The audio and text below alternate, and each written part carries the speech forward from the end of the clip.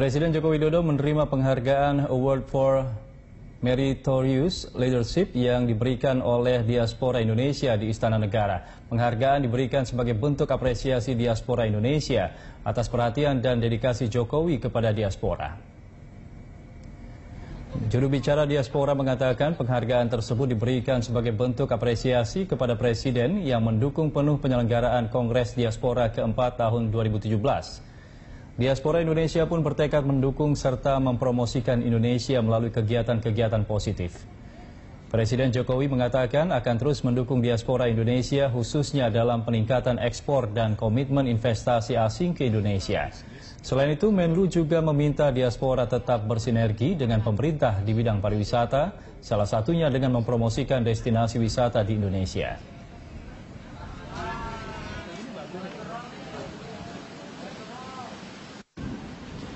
Terutama sebenarnya dua hal yang disampaikan oleh Presiden.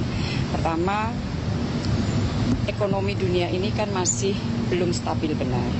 Setiap negara berusaha untuk meningkatkan ekspor dan menarik investasi dari luar. Oleh karena itu, Presiden berharap bahwa para diaspora Indonesia dapat bekerja sama dengan pemerintah dalam rangka meningkatkan ekspor kita ke sana dan juga dalam rangka menarik investasi asing ke Indonesia. Jadi tadi kami Pak Jokowi, kami mengapresiasikan Pak Jokowi, dengan itu kami membawa award yang memang dipersembahkan oleh Diaspora Indonesia kepada Bapak Presiden Joko Widodo karena beliau sangat mendukung kerja kita dan memberi semangat kepada kita untuk selalu mempromosikan Indonesia di tempat kita tinggal. Pihak kepolisian akan memberikan penghargaan kepada anggota yang membantu pemudik melahirkan. Selain itu, penghargaan juga diberikan kepada anggota yang berperan aktif membantu kelancaran mudik Lebaran 2017. Brigadir 2 Lendra akan mendapatkan penghargaan saat peringatan Hari Bayangkara 10 Juli mendatang. Aksinya dalam membantu pemudik melahirkan di Jalan Tol Jakarta Cikampek, kilometer 82 dinilai sangat heroik.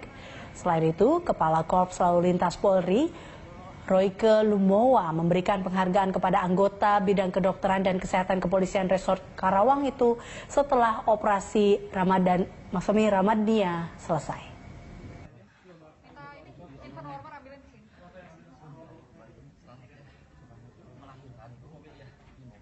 Bahkan ada yang mendapat bonus, ya. Ada beberapa anggota yang mereka dengan tulus ikhlas membantu masyarakat yang sakit. Ada yang melahirkan ibu-ibu pada tanggal 1 Juli, ya, dibawa ke rumah sakit dengan tulus. Kita berikan penghargaan dan saya kira nih kelahiran ini juga merupakan kado ulang tahun untuk Polri di Hari Bayangkara yang akan nanti upacaranya kita laksanakan tanggal 10 Juli.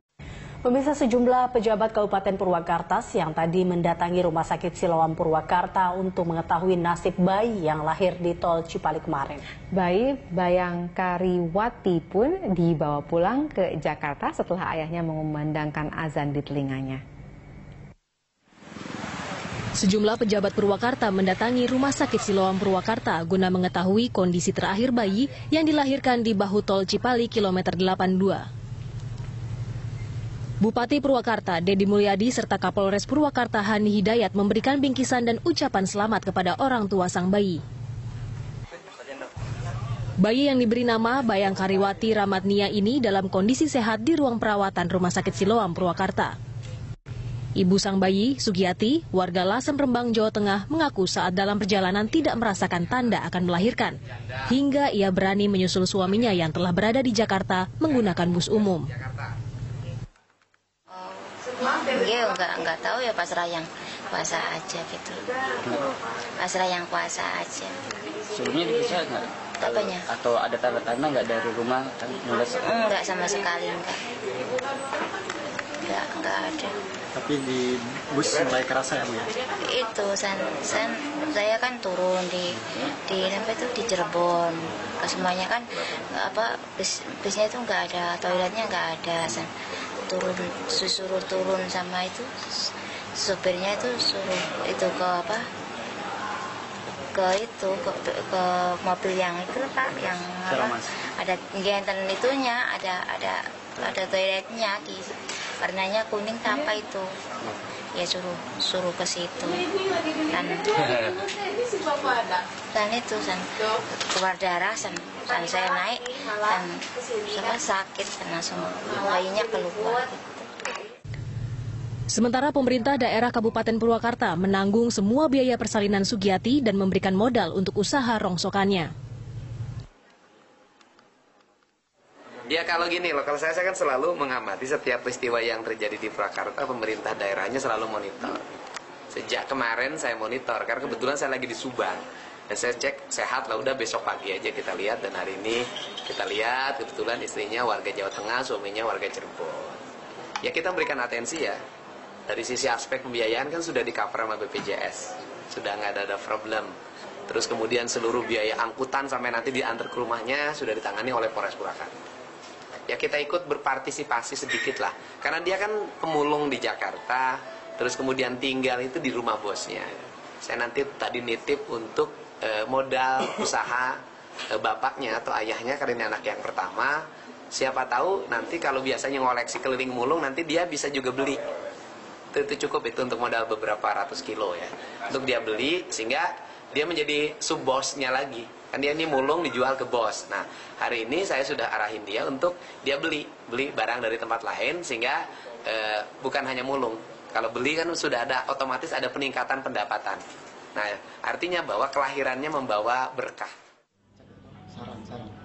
Ayah Bayang Kariwati bersukacita menyambut kelahiran putri keempat dari pernikahannya. Sang ayah tiba di Rumah Sakit Siloam Purwakarta Senin pagi 3 Juli. Alhamdulillah bahagia, akhirnya selamat. Ya saya di Jakarta, dia dari kampung, dia sengaja nyusul, berangkat sendiri, nggak ada perasaan apa-apa mau lahiran di jalan gitu. Rencana mau lahiran di sana di Jakarta.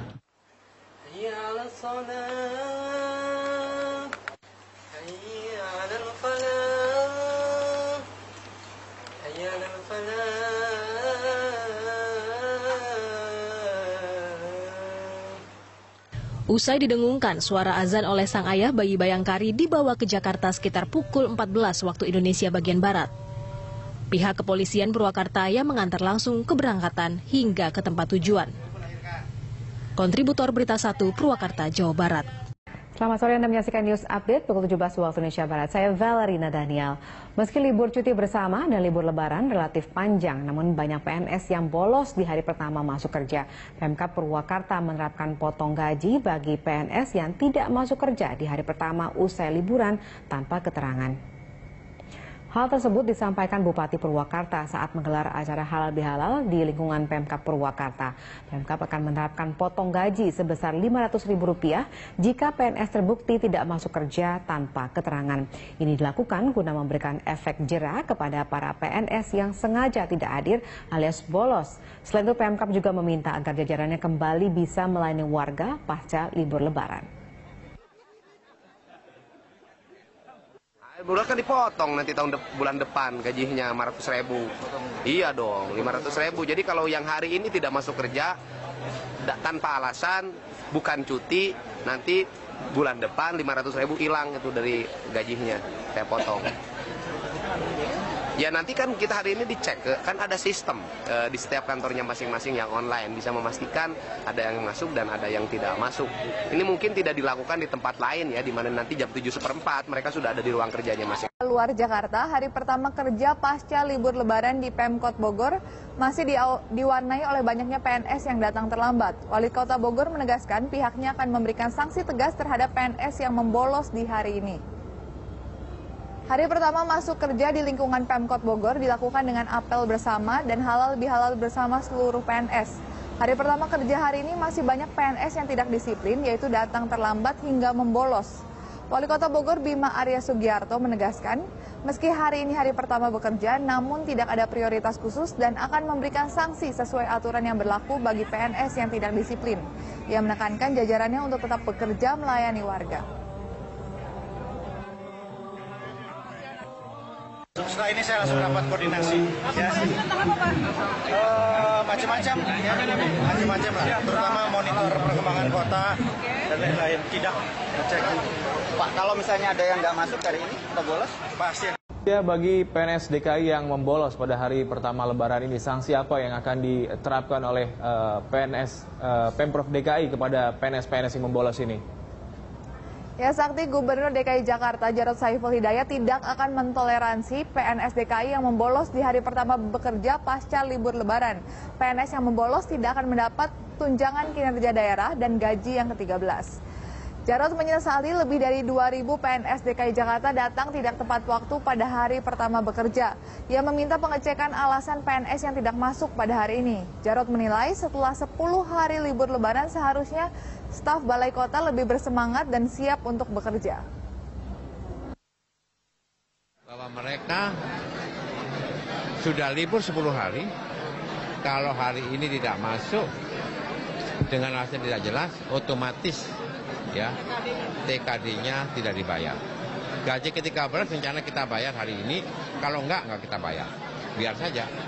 Kalau ada atasannya yang mencoba menutup-nutupi anak buahnya yang tidak masuk kerja, ya. Sementara itu di Makassar, Sulawesi Selatan pada hari pertama masuk kerja usai libur Hari Raya Idul Fitri 1438 Hijriah, sejumlah staf pemerintahan Kota Makassar berlarian saat apel pagi akan digelar. Pasalnya mereka yang terlambat tidak diperkenankan untuk mengikuti apel dan akan diberikan sanksi sesuai dengan peraturan kepegawaian. Wali Kota Makassar Ramdan Pomanto menekankan para pegawai pemerintah kota meningkatkan kedisiplinan kerja. Untuk itu, ia melakukan inspeksi mendadak usai memimpin apel pagi. Satu persatu absensi PNS Pemkot Makassar diperiksa. Bahkan untuk memastikan tidak ada manipulasi absen, Wali Kota Makassar bersama Kepala Badan Kepegawaian Daerah Kota Makassar melakukan absen ulang. Pada tahun 2017 ini, pemerintah Kota Makassar berharap adanya perbaikan kinerja bagi seluruh SKPD, diantaranya mengenai kedisiplinan, bebas pungli, dan tidak korupsi. Kalau 1 hari tidak masuk ini sama dengan 1 bulan tidak masuk, karena dia tidak tahu apa yang ditugasi dan apa tugas dia. Bisa penundaan gaji, penundaan pangkat, ya, bisa banyak. Ada PP-nya memang yang mengatur itu. Ada dipecat. Tiap tahun ini saya menandatangani pemecatan. Saya lebih dari 10 tiap tahun itu ada pemecatan. Di samping ini disipliner seperti. Saya kira itu pegawai yang belum paham betul apa tugas ASN. Saya kira terlambat pun pasti disanksi.